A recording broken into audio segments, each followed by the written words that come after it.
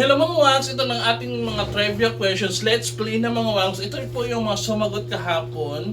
So ang ating trivia questions number 1 is, sinong American singer ang original na kumanta ng All I Want for Christmas Is You? So ang tamang sagot po si Mariah Carey. So ang maglalaro po si Jen Villapaz. So ang kanyang number is 16 and 14.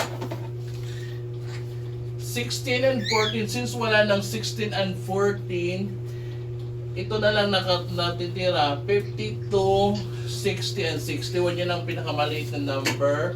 So ito na lang sa kanya, 60 and 61.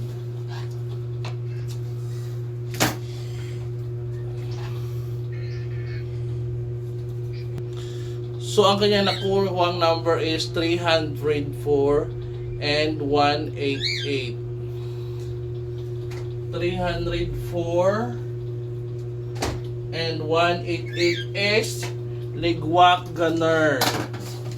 So ang susunod natin trivia question is, maliit pa si kumpare, nakakakyat na ng tori.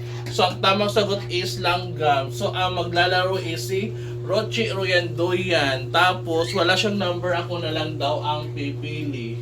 Ito na lang sa kanya, 73 and 74, kasi yun na lang ang natitira. So tingnan natin ang kanyang kapalaran.